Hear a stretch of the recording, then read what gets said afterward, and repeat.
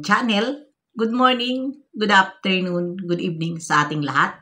Saan man tayo sulok ng mundo. Sana ay nasa mabuti tayong kalagayan at ligtas sa anuman masamang kapahamakan. At bago ang lahat, shoutout muna tayo sa founder ng Kalingap, Kuya Val Santos Matubang at Edna Vlogs, Kalingap Rob, syempre kay Jack Matubang, at sa lahat ng mga sponsor na walang sawa tumulong sa mga nangangailangan, more blessing to come. At syempre, shoutout sa Strikers team, hindi ko na maisa-isa. At syempre, shoutout sa kay Atod at Tita Ledia. At syempre,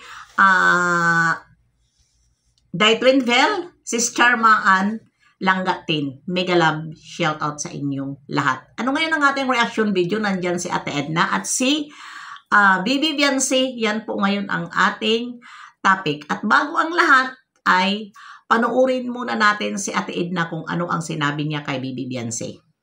Biancy. Sabi ko nga sa kanya, hanga nga ako sa kanya sa ganong murang edad niya, marunong siya mag-entertain ng tao. Yung ibang mga ganon na edad, walang pakialam. O kaya alop sa tao, hindi ka iintindihin. Ayan. Ate Edna ay humanga kay Bibi Biancy dahil hindi nyo ba napapansin tuwing live ni Ate Edna ay hindi nakukuha sa kanya na si Bibi Biancy talaga ay mabait. Siyempre, nasasabi yun ni Ate Edna dahil lagi niya kasama si Bibi Biancy at hindi lang naman si Bibi Biancy ang kanyang pinupuri at lahat naman talaga na mga angels ay mababait at magalang. Pero, dito sa kay Bibi Biancy ay may nakikita talaga siya na nakakaiba at ito ay sa ganyang edad ay marunong na siya makisama sa mga tao. At yun ang ating reaction video na nakakataba ng puso na ang ating Bibi Biancy ay pinupuri. Ay totoo naman dahil dyan sa hitsura ni Bibi Biancy, sa hitsura pa lang ay nakikita na natin na mula noon hanggang ngayon ay walang pagbabago ang pagbablog sa kanya. Kung ano yung tawa siya at parang nahihiya siya ay hanggang ngayon andyan sa kanya yung kanyang ugali na yun. Hindi siya talaga nagbago. Kaya sa totoo lang, kahit ako na hindi ko nakikita ng personal si Bibi Biancy, dyan sa mga kilos niya ay humahanga talaga ako. At never talaga magbitiw ng salita na nakakasira sa kanyang partner o ano pa sa kanyang mga... Basta hindi siya nagsasalita. Puro na lang siya tawa. Kaya yan, hindi tayo nagkamali na mahalin natin ang ating Bibi Biancy at maraming blessing na dumadating sa kanya. At ayun, panuorin na lang po natin ang kay Kalingap Rob mga vlog. At doon nga pala sa ito, ihalo-halo na natin dahil nabanggit naman ni Ate Edna na yun na nga na wag na lang i-content yung mga titas o ano ang sabi ni Ate Edna, pero ito ay galing ito sa live ni Kalingap Rob. At doon nga daw sa mga hindi kalingap na itatapik, hindi kalingap na hindi itatapik, ay wag na lang itapik. Yun po ang reaction. Hindi naman, nagsalita lang naman si Ate Edna at ako naman ay, alam mo naman, kapag ako ay kahit hindi ako pumapasok sa live ni Ate Edna, ako po ay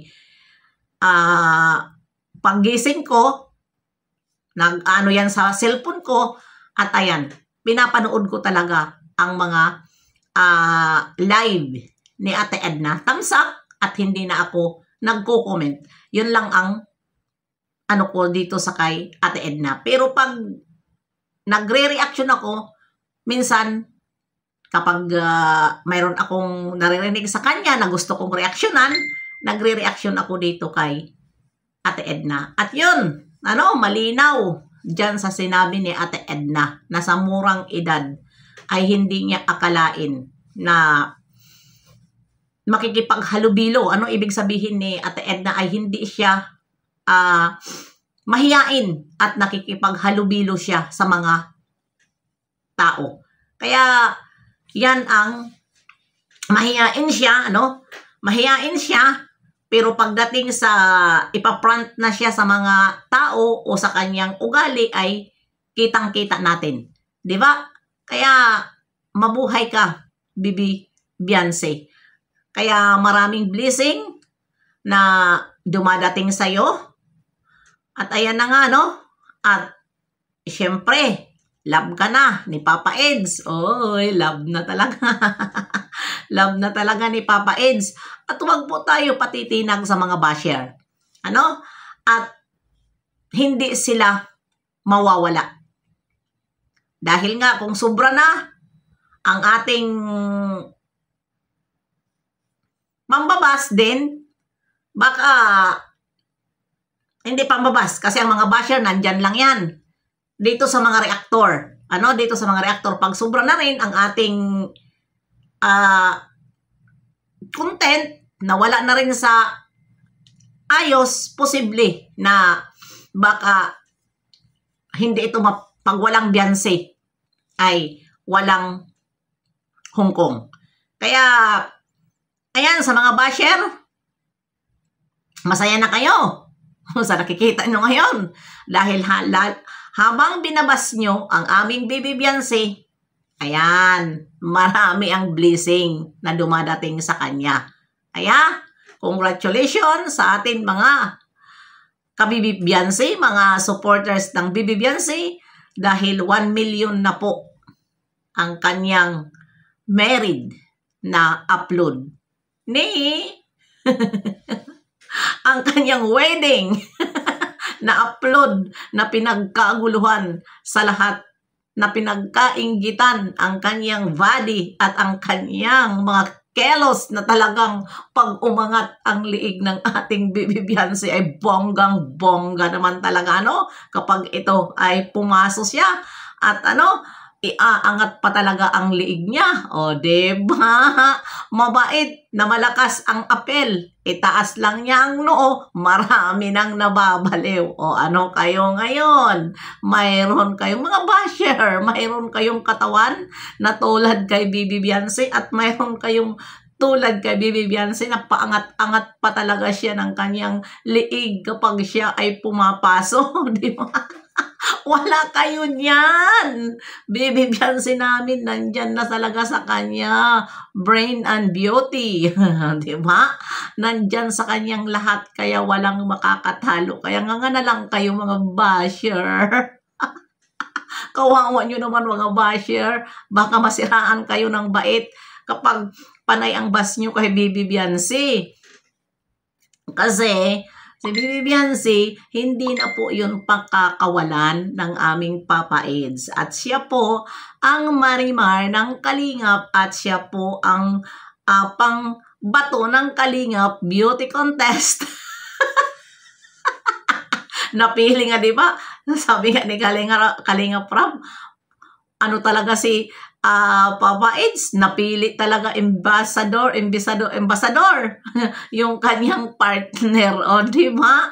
Ganon katindi ang sinabi ni Kalingap Rob dito kay Bibi Beyonce. Kaya, nga, ngungu, kayong mga basher. Ngungu. Wala na, di ba? Kaya mismo na si Ate Edna ay lagi niya yun sinasabi. Kahit si Kuya Bal, lagi niya yan sinasabi na ang Bibi Beyonce ay super bait. Yun lang naman, At hindi na sabihin na Ate Edna, pero mas okay pa rin yun na mayroon tayong na andoon talaga personal na lagi nakakausap kaysa sa atin lang nakikita na hindi pa natin nakikita, mga supporters, pero halatado dahil sa kilos niya, ilang years naman siya, magwa 1 year na ba? Kung ano ang kilos niya, hanggang ngayon, ganun siya. Walang pagbabago. Nakakabilib. Diyan ko siya hinahangaan. Walang pagbabago ang kanyang mga kilos. Kaya hanggang dito na lang, mga kalingap. Huwag po natin suportahan ang nagko-content ng kalingap na hindi kalingap dahil po yun po ay nakikibuse lang sila. Dahil wala po yan mga permanent address. Kaya huwag po natin suportahan.